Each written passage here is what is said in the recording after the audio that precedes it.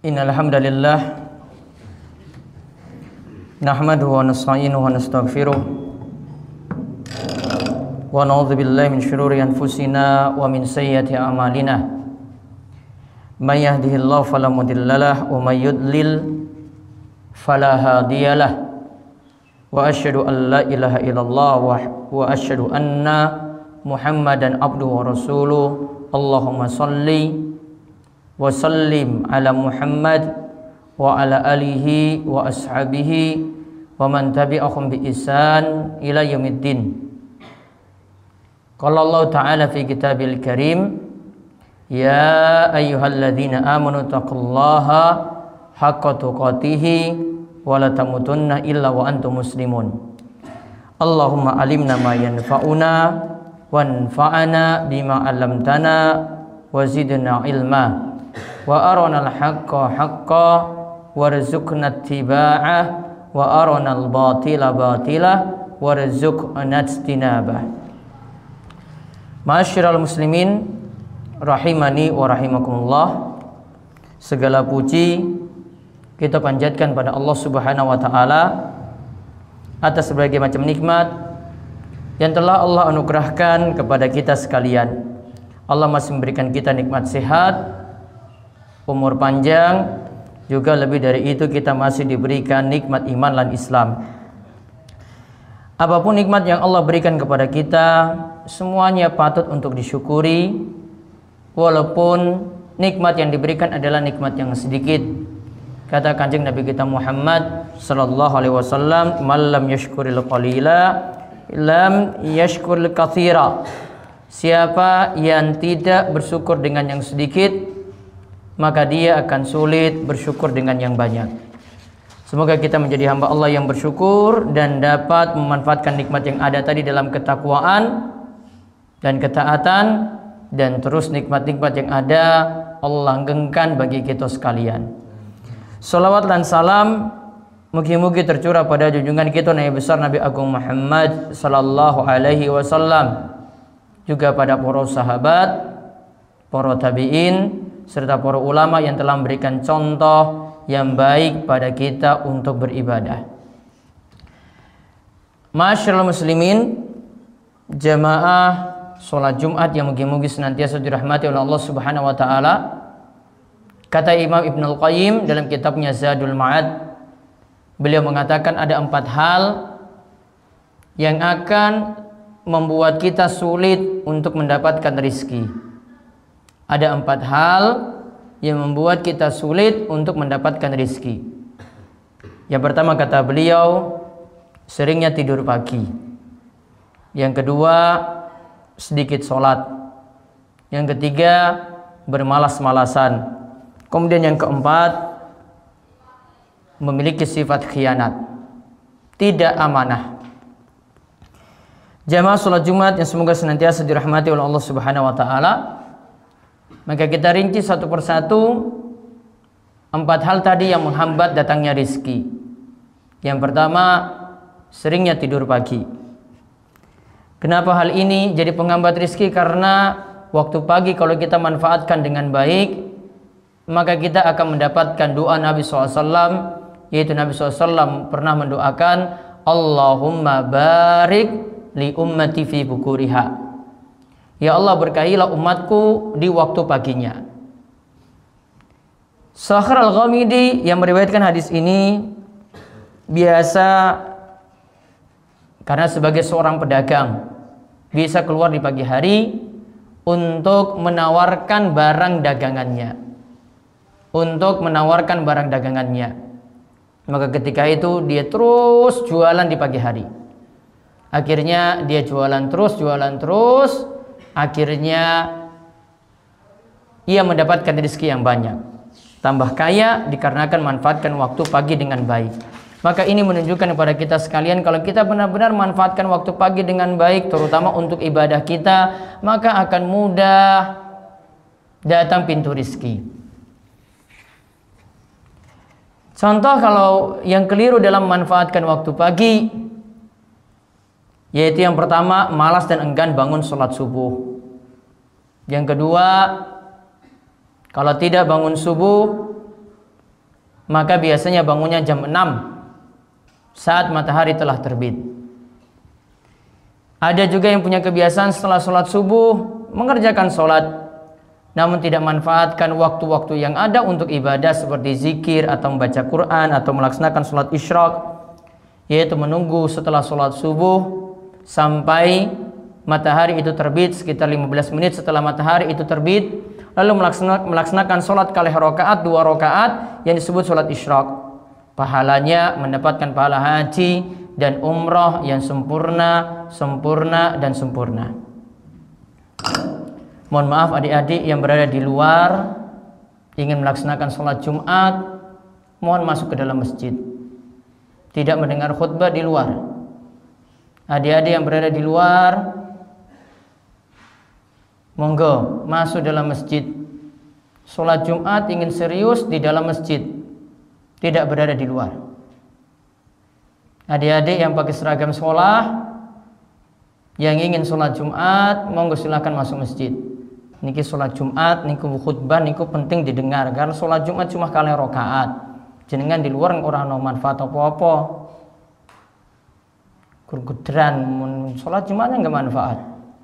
Masuk kebiasaan di dalam masjid, bukan ngobrol di luar. Kebiasaan juga jaga sholat tepat waktu. Sedari kecil itu jaga sholat baik-baik. Kalau dari kecil nggak dididik seperti itu, besar nanti jadi berandalan, jadi preman. Kita lanjut.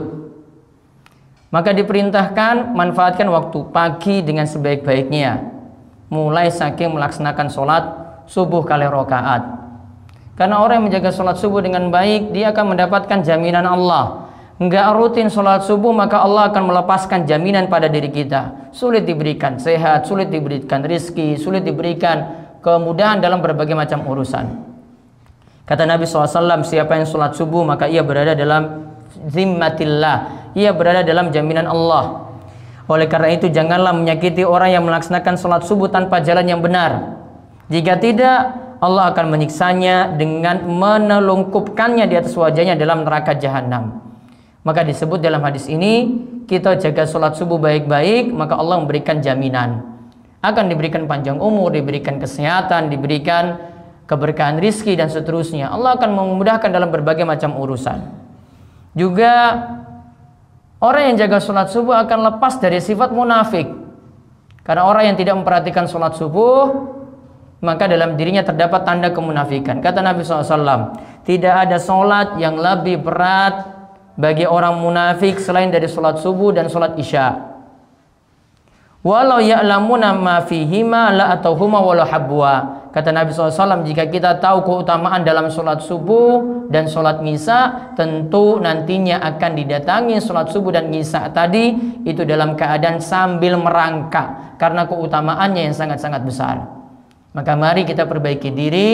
Yang belum bisa rutin sholat, moga-moga diberi taufik dan hidayah untuk bisa rutin mengerjakan sholat tadi, terutama sholat subuh dan ngisa, agar diselamatkan dari sifat-sifat kemunafikan.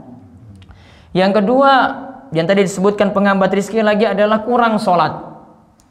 Karena orang yang kurang sholat berarti kurang bertakwa. Padahal kalau kita itu bertakwa, itu jadi pembuka pintu rizki bagi kita sekalian.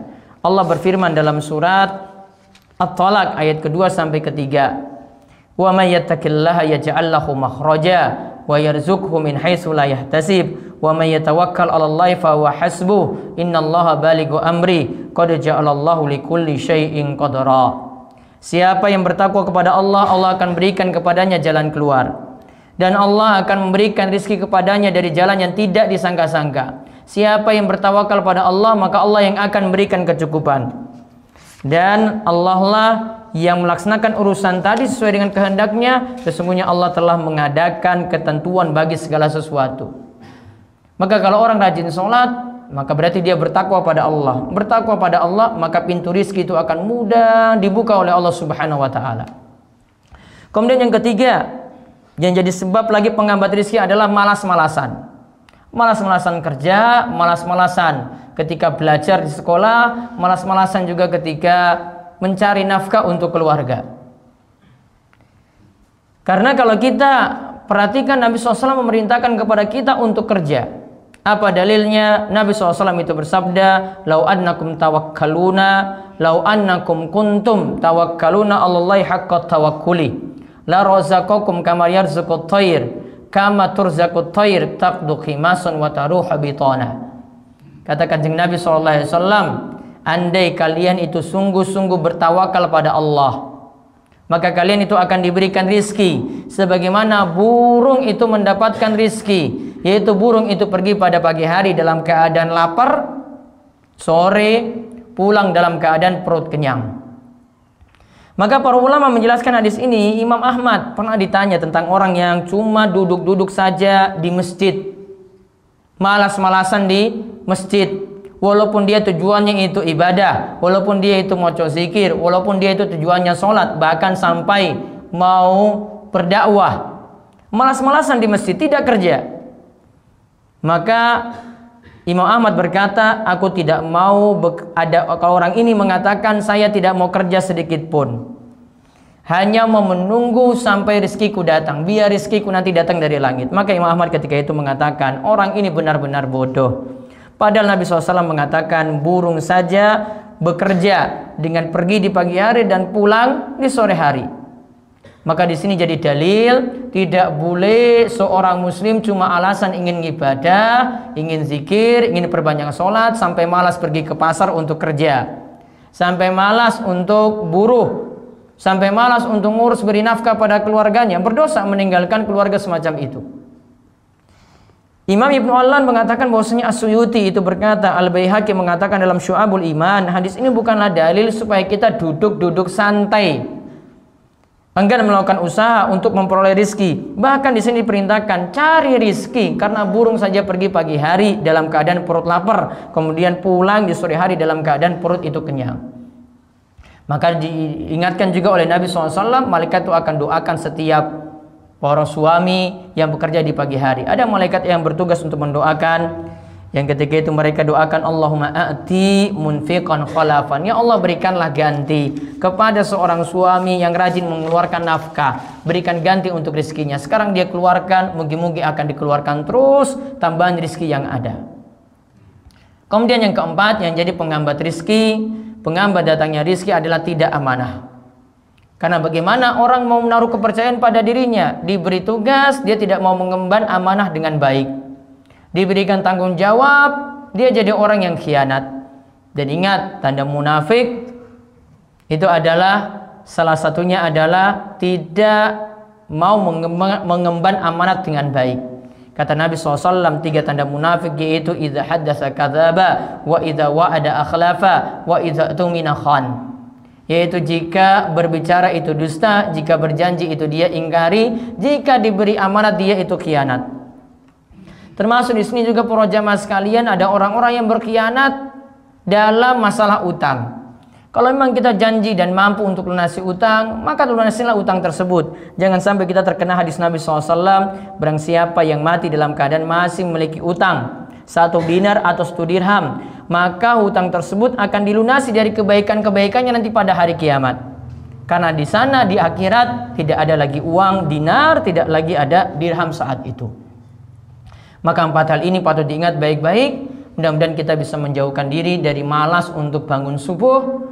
Kemudian yang kedua, kurang dalam sholat. Kemudian yang ketiga, malas-malasan untuk kerja atau untuk berusaha dalam setiap kegiatan kita. Kemudian yang keempat, jauhi sifat khianat agar Allah Subhanahu wa taala membuka pintu rizki bagi kita sekalian. Demikian khutbah pertama ini. Aku qouli hadza wa astaghfirullah li wa lakum wa lisa'il muslimin innahu huwas samiul alim.